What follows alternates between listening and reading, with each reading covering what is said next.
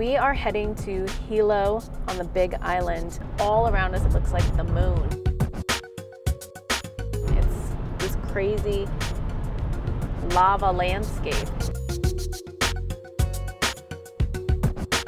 I forgot how big the Big Island really is. It's the largest of the main Hawaiian islands, and to drive around the whole thing takes about 7 hours. And just to get from Kona to Hilo, which is what we are doing right now, it's taking us about 2.5 hours, going pretty fast. And we are going to be checking out a art festival, but not just any art festival, it's a trash art festival. What that means, we're gonna go find out. As soon as we enter into Hilo, it's going to be green and lush and very different vegetation.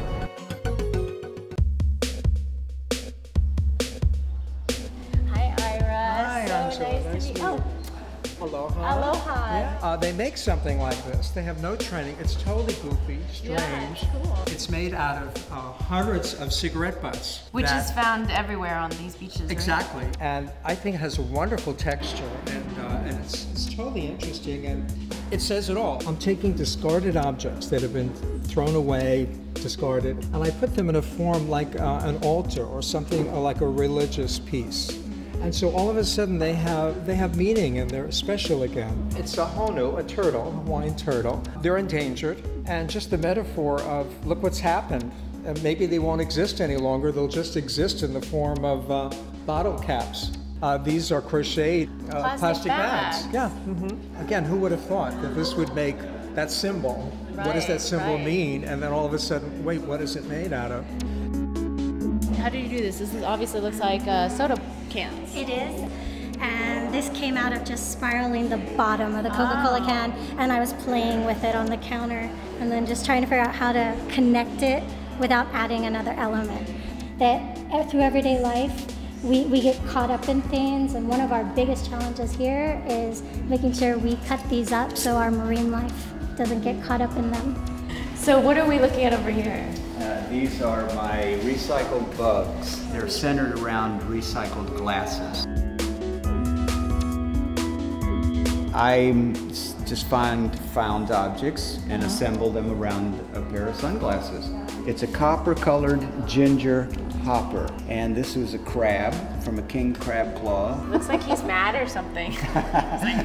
These are acupuncturer's needles. I always put a pair of those in it because I get acupuncture all the time. This was wasted sign material, and I glued a crab claw to it once again. And bobby pins and another pair of sunglasses. It's really creative. This is my first exhibit, and there was a pile of trash that maybe had been there for decades, and there were cans and bottles, and in that, all that junk was this face, this hand, and these feet. Wow. And from my study of Asian art, it looked to me like a Kuan Yin or some kind of goddess of compassion. What would you like this piece to translate to an audience looking at this? Everything has possibilities. Most people don't think a bedpan has much possibility. Who knew that it could be an instrument to be played? Yeah, I saw that and I thought of the Blues Brothers. So. Six-pack abs, I love this. Yes, I've even got six-pack abs. That's so silly. They have a saying, a pigeon saying here, it's if can, can, if no can, no can. So I took a play on that for a Lumacan man. He actually has Jack Nicholson's eyes from AARP magazine in there, but when I put the glue, they disappeared. Well, we first started recycling the cans. They had a paper label and we weren't allowed to crush them. You know, and I said I wanted to make something with cans, so I came up with a Lumacan man. And then the saying is in the front, who's got a crush on a Lumacan man? And it just went from there.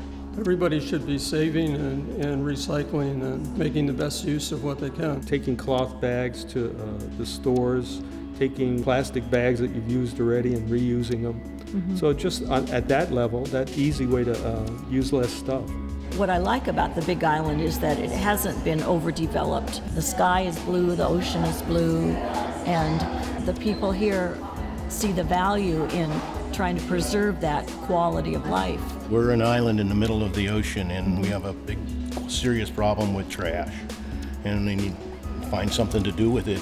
I mean, we can't turn it all into art, Right. but we can try to reuse as much as possible. So things that we usually say is waste, we call it, resources, or we call things now resource recovery. The Native Hawaiian people lived with sustainability before it was an in thing to call it, that was their way of life. The flotsam and jetsam that you see that created this show really is our future. If you take just a moment to look around, there's probably something right there. And it's just a matter of looking at it in a different way, or picking it up and manipulating it and see what happens with it.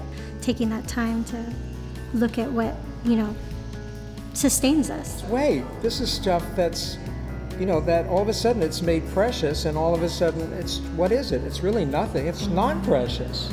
So I think that's the point of this show. To see the art community in Hilo create beauty out of the ordinary and out of trash, so it's really cool.